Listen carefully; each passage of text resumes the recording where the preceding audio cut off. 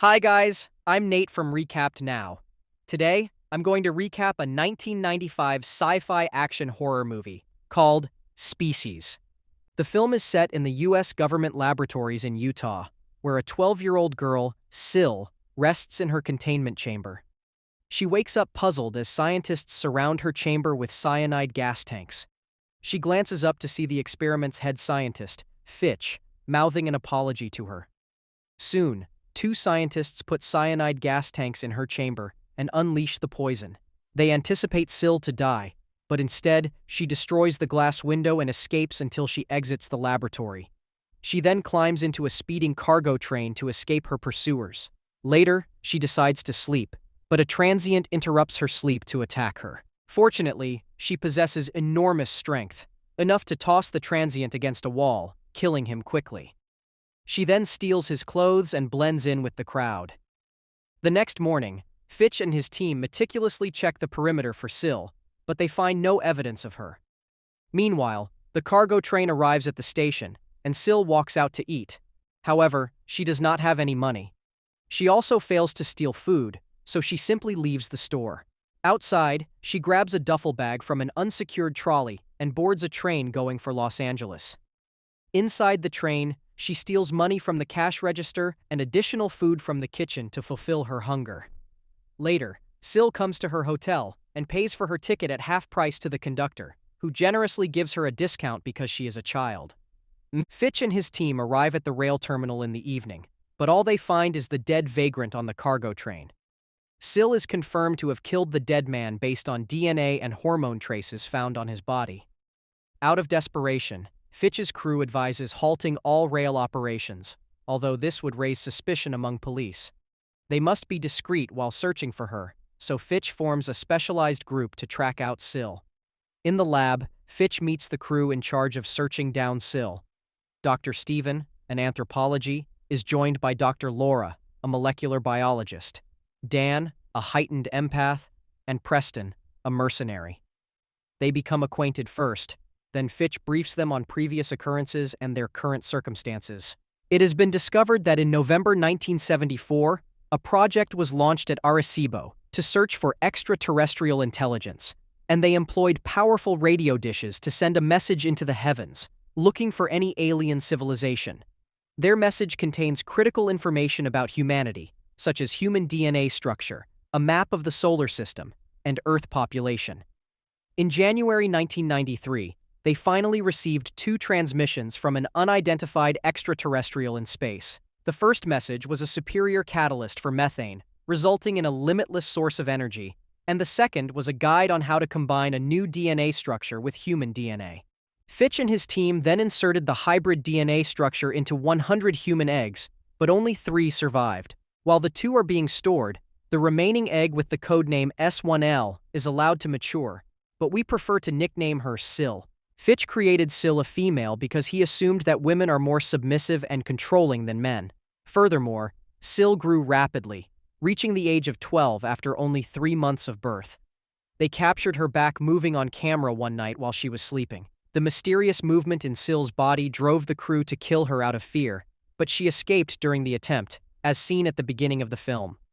Fitch now thinks that the crew must track down Syl in order to avoid additional unnecessary fatalities, such as the transient on the cargo train. Meanwhile, Syl proceeds through the next phase on the train, in which her body extends tentacles to form a cocoon shell, allowing her to mature into a fully developed adult. She also brutally murders the conductor before emerging naked from the shell as an adult lady. The following morning, Syl lands in Los Angeles. She then exits the train wearing the conductor's uniform. On her way out of the station, Syl notices a group of blonde girls and assumes they are part of Fitch's search for her. Meanwhile, the crew returns to the train where Syl was previously and discovers her shell and the deceased conductor in her room. They can tell Syl is an adult based on the cocoon in front of them. Thus, they've been looking for the wrong corpse all along. Preston asks outside the train to monitor the conductor's credit card transactions because he suspects Syl has stolen it. Dan also learns that Syl kills without remorse when threatened. Stephen agrees and assures everyone that Los Angeles is an ideal location for Syl to hide because no one notices anything wrong there. Sil looks at a pregnant Taylor's baby bulge while buying a garment in Los Angeles. She then traverses the city, encountering women and their children on the street. After that, she rents a motel room and scans television programming, which include a vehicle accident, a man and woman kissing, a hair dye commercial, and even a Daniel C.C. horror film. Meanwhile, the crew arrives in LA and stays in a hotel while the operation is underway. Laura advises conducting an experiment completely focused on the alien DNA structure in order to identify its flaws. They agree with Laura, as Sil clearly exploits her human looks to blend in with the crowd. Fitch then accepts their offer and allows them to utilize the hotel's laboratory to determine what type of beast they are dealing with. Laura leads the test in the lab by injecting the alien DNA structure into a cell. However, during the experiment, the attached camera facing the cell shuts down unexpectedly.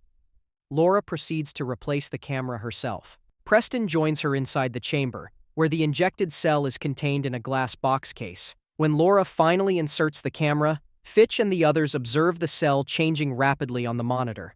Fitch rushes Laura and Preston to close the lid, but Preston drops the bolt onto the floor grill.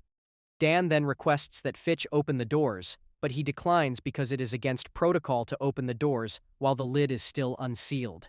In a matter of minutes, the cell transforms into a giant tentacle, and Fitch starts an incinerator to burn it. Nevertheless, the tentacle escapes the fire and hides in the pipes. Preston grabs a pipe from the wall and pierces the tentacle repeatedly until it stops moving. Just then, Fitch presses the emergency button to burn down the entire area because the tentacle is still alive and spreading swiftly on the walls.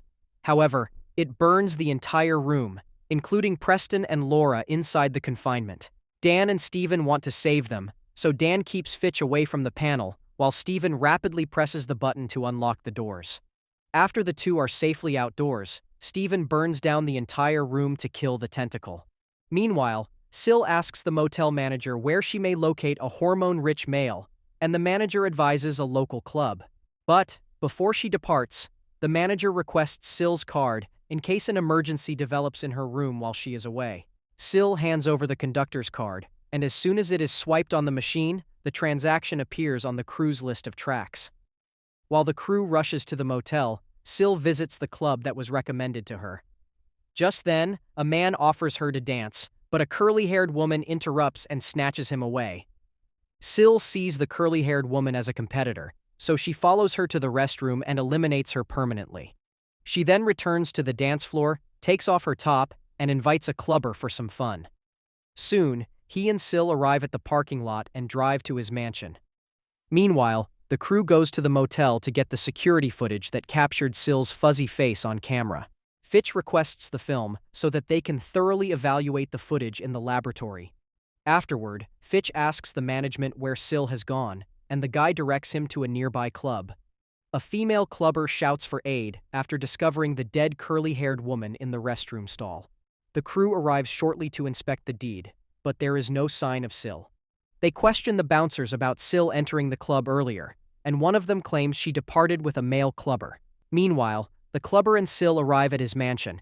He entices her to begin, but Sil withdraws and wants to leave, probably because his hormone smell is unsuitable for her. As expected, he grabs Sil's hair and forces her to work out with him. Sil pretends to kiss him passionately before killing him with her extended, juicy tongue. Sil then rinses off the blood in the shower. Just then, the team surrounds the estate, but Sil flees in the clubber's BMW after detecting their approach. Preston first scans the surroundings, discovering the clubber dead on the floor. Fitch questions why Sil murdered the curly-haired woman and the clubber.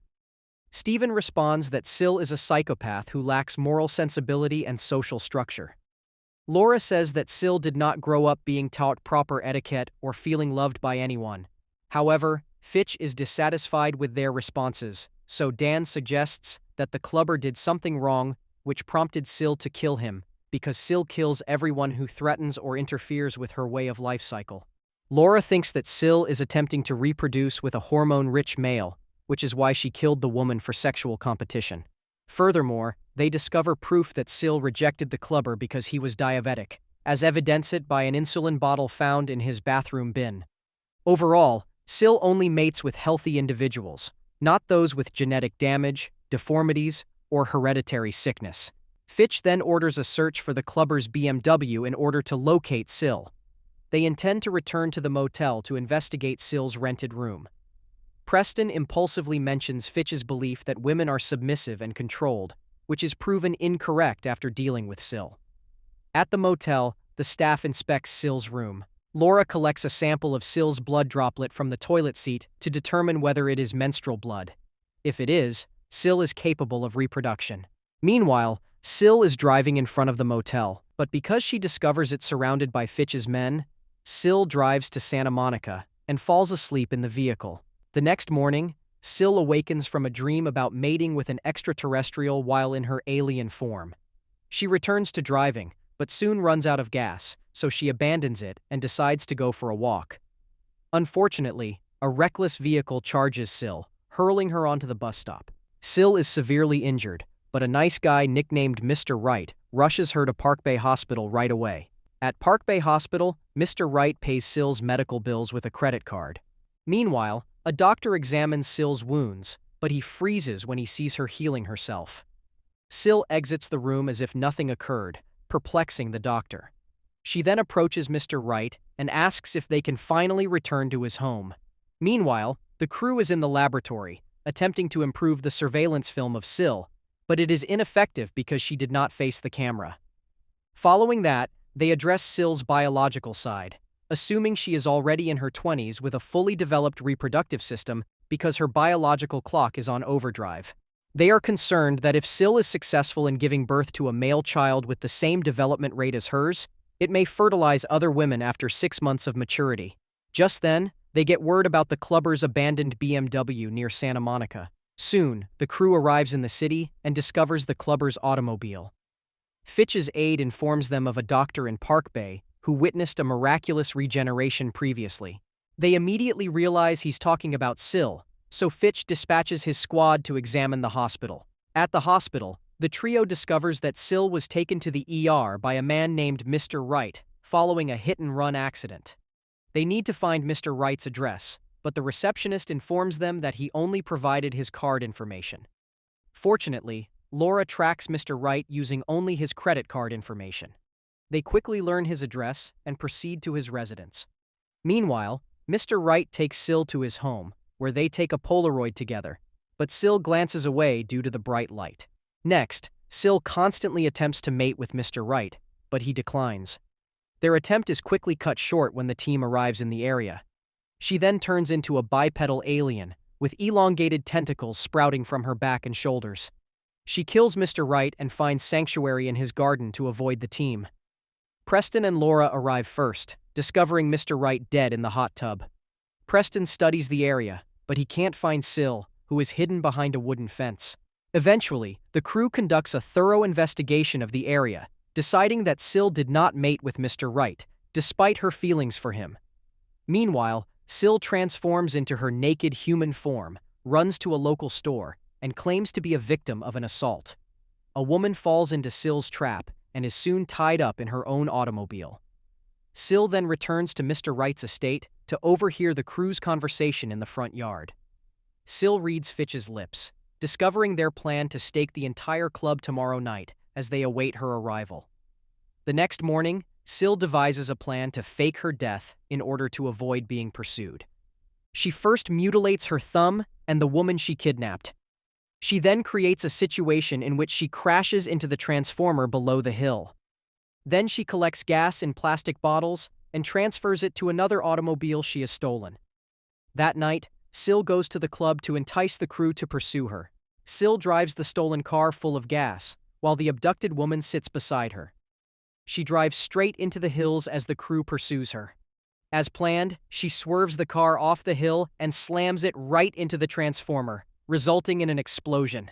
Afterward, the choppers drop cluster bombs on the explosion to ensure Sil's death.